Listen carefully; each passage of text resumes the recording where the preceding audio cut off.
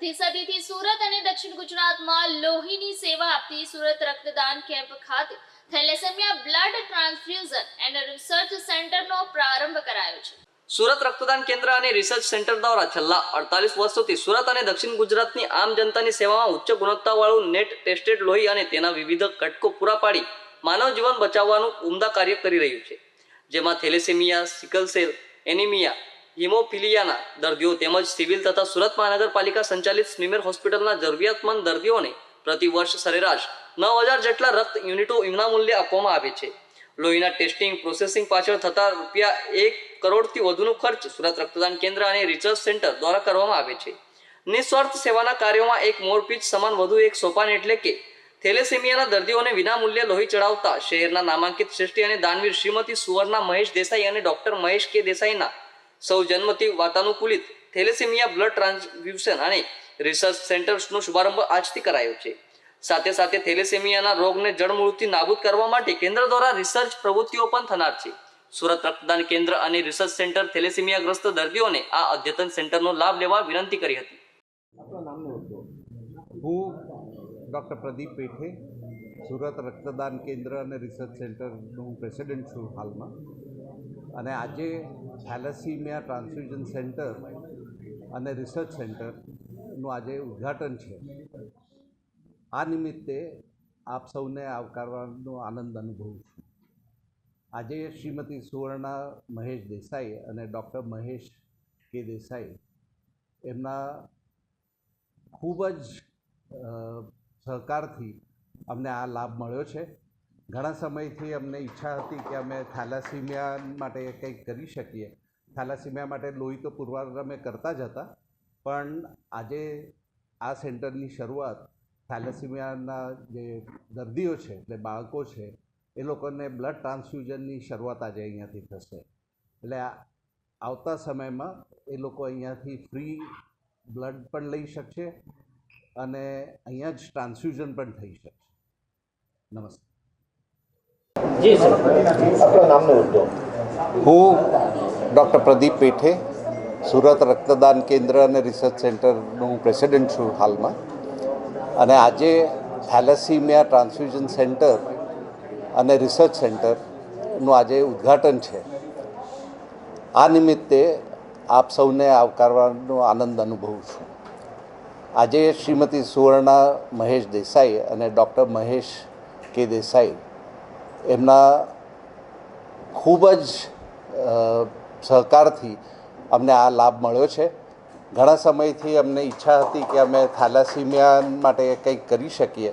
Thalassemia માટે લોહી તો પુરવાર અમે કરતા જ હતા, પણ આજે આ સેન્ટરની શરૂઆત થેલેસેમિયાના જે દર્દીઓ છે, એટલે બાળકો છે, એ લોકોને બ્લડ ટ્રાન્સફ્યુઝનની શરૂઆત આજે અહીંયાથી થશે। એટલે આવતા સમયમાં એ લોકો અહીંયાથી ફ્રી બ્લડ પણ લઈ શકશે અને અહીંયા જ ટ્રાન્સફ્યુઝન પણ થઈ શકશે। નમસ્તે। જી આપનું નામ। હા, હું ડૉક્ટર પ્રદીપ દેસાઈ સુરત રક્તદાન કેન્દ્રના એક સ્થાપક, 3 સ્થાપક હતા, એમાંનો એક હું છું।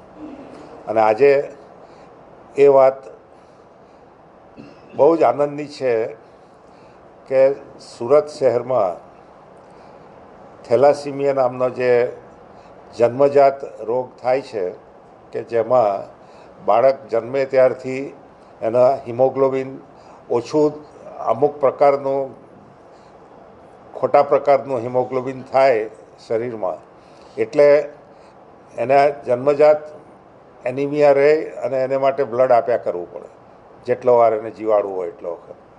તો એ રોગ માટે સુરત રક્તદાન કેન્દ્ર જ્યારથી શરૂ થયું ત્યારથી એવા દર્દીઓને મફત લોહી આપવાનું કામ કરે છે। ફક્ત કેન્દ્રમાં નહીં, પણ જે આસપાસના શહેરો, ગામમાં જ્યાં જ્યાં આવા કેન્દ્ર ચાલતા હતા, ત્યાં પણ થેલેસેમિયાના રોગ માટે, તે ઉપરાંત હિમોફિલિયા અને સિકલ સેલના રોગ માટે સુરત રક્તદાન કેન્દ્ર ફ્રી, એટલે કે ફ્રી ઓફ કોસ્ટ બ્લડ આપી રહેલું છે। આજ સુધીમાં મને લાગે કે લાખો કરોડો રૂપિયાનું બ્લડ આપણે અપાયું છે. એ રક્તદાન કેન્દ્રનું એમાં જે અત્યાર સુધી જે ઇન્વોલ્વમેન્ટ હતું તે લોહી આપવા પૂરતું હતું. દરેકને જેને એનિમિયા થાય, થેલેસીમિયા, તેને લોહી આપીએ ને મફત ને વગેરે વગેરે. હવે આ સેન્ટરમાં લોહી આપવા ઉપરાંત થેલેસીમિયાનો રોગ કઈ રીતે અટકાવી શકાય અથવા કઈ રીતે એની સિવિયરિટી ઓછી કરી શકાય એ માટેનું રિસર્ચ વર્ક કરવાની પણ એક પ્રવૃત્તિ અહીંયા ચાલુ થવાની છે. અને એની અંદર મેં જેમ વાત કરી તે પ્રમાણે થેલેસીમિયાનો રોગ શરીરમાં જેને DNA કહેવાય, એ DNAમાં એક ખામી હોવાને કારણે જે સાચું હિમોગ્લોબિનને બદલે ખોટું હિમોગ્લોબિન બને અને એને લીધે એનિમિયા થાય, એના ઉપર મૂળભૂત મોલિક્યુલર બાયોલોજીનો રિસર્ચ, એનો સંશોધન કરવાનું કાંગી આપણા ડૉક્ટર કંચન મિશ્રા, અમારા જે અહીંના રિસર્ચ સાયન્ટિસ્ટ છે, એની રાહબરી હેઠળ એ કામ હવે ચાલુ થવાનું છે. અને મને ખાતરી છે કે એ કામની અંદર ખાસ મોટા મોટા ઇમ્પોર્ટન્ટ મશીનની જરૂર પડશે, જીન સિક્વન્સિંગના અને તેને બધું. એ માટે જે રક્તદાન કેન્દ્રને હવે આ જે મહેશભાઈએ જે મદદ કરી છે એ મદદ એમાં ઉપયોગમાં આવશે.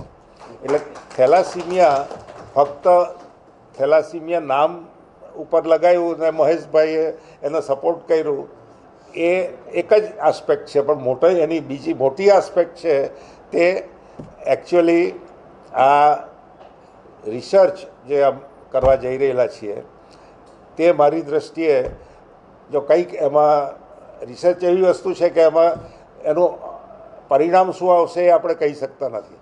આપણે સારું બી આવે અથવા આપણે ફેલ બી થઈએ. ફેલ થવાય તો ફેલ કોઈ બી પરીક્ષામાં થવાય તો ખરું જ ને, પાછું કરવા. એટલે આપણે એની જે કંઈ કરવાની છે રિસર્ચ, તે માટે આપણા કંચનભાઈ બહુ સક્ષમ છે અને સતેજ પણ છે. એટલે એ હિસાબે આ કેન્દ્રનું આજે એક નવું સોપાન શરૂ થઈ રહેલું છે. અને બધા વતી આપ બધાનો જે સહકાર છે તે માટે આભાર. તમે આજે પધાર્યા આ પ્રસંગે એ માટે પણ હું રક્તદાન કેન્દ્ર તરફથી બધાનો આભાર માનું છું. Thank you.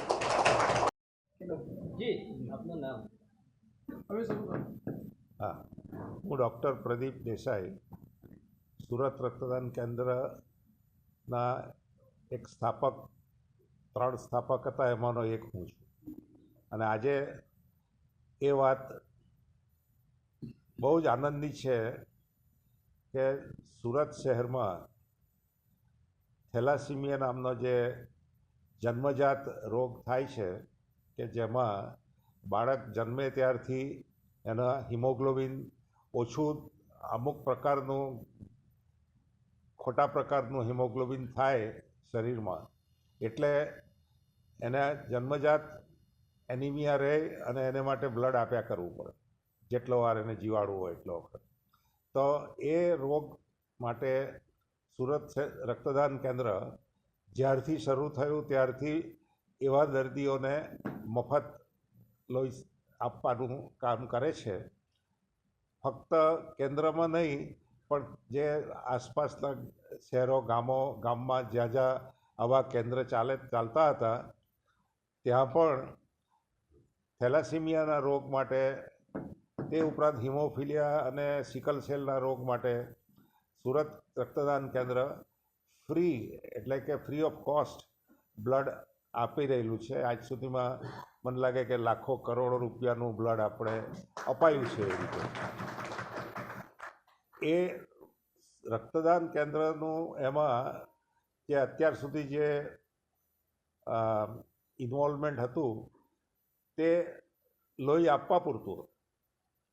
દરેકને જેને એનિમિયા થાય થેલેસીમિયા તેને લોહી આપીએ ને મફત ને વગેરે વગેરે. હવે આ સેન્ટરમાં લોહી આપવા ઉપરાંત થેલેસીમિયાનો રોગ કઈ રીતે અટકાવી શકાય અથવા કઈ રીતે એની સિવિયારિટી ઓછી કરી શકાય એ માટેનું રિસર્ચ વર્ક કરવાની પણ એક પ્રવૃત્તિ અહીંયા ચાલુ થવાની છે. અને એની અંદર મેં જેમ વાત કરી તે પ્રમાણે થેલેસીમિયાનો રોગ